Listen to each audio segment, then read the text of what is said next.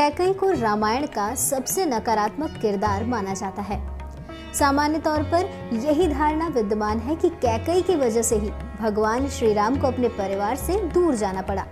कैकई के ही कारण भगवान राम को 14 सालों का कष्टप्रद वनवास झेलना पड़ा और साथ ही जिस राजपाट पर उनका अधिकार था उसे भी उन्हें खोना पड़ा।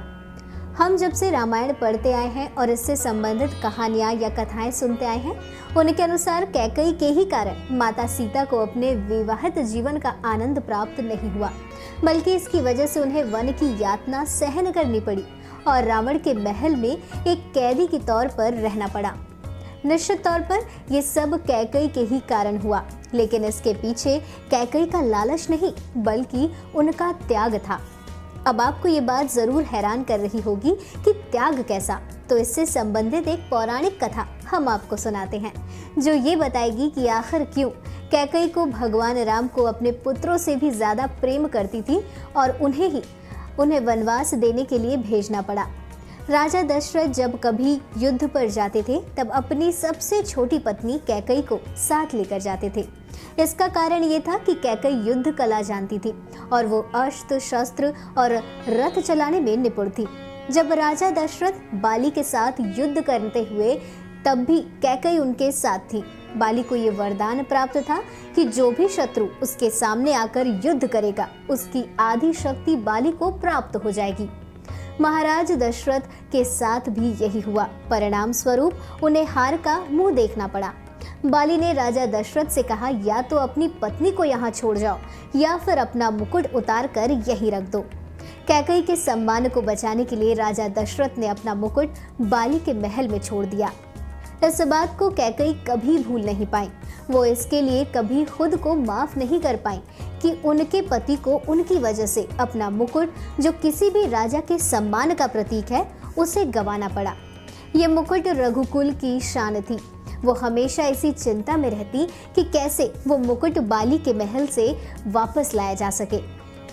इस राज तिलक का समय आया तब कैकई और दशरथ ने फिर एक बार इस बात पर चर्चा की कि कैसे उस मुकुट को वापस लेकर आया जाए। तब उन्होंने भगवान राम को राज तिलक के बदले वनवास सौंप दिया और उनसे कहा, बाली से वो मुकुट जरूर लेकर आना। जब राम और बाली का युद्ध हुआ तब बाली को भगवान राम से मात मिली। भगवान राम ने उन्हें अपना परिचय दिया और उस मुकुट के विषय में पूछा।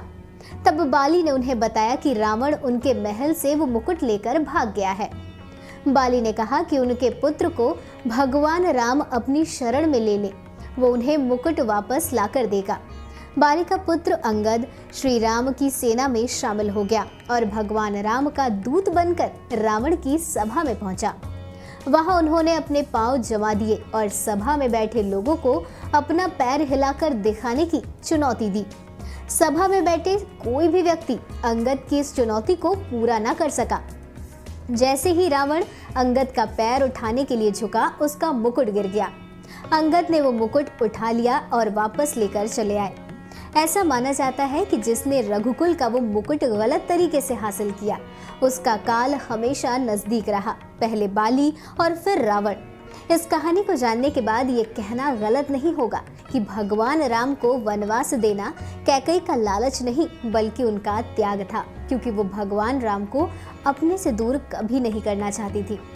उम्मीद करती हूँ कि आपको ये वीडियो ज़रूर पसंद आया होगा। आप अपने सुझाव हमारे नीचे दिए गए कमेंट सेक्शन पर लिखकर बता सकते हैं। साथ ही वीडियो को लाइक और शेयर करना ना भूलें और हमारे चैनल को ज़रूर सब्सक्राइब करें।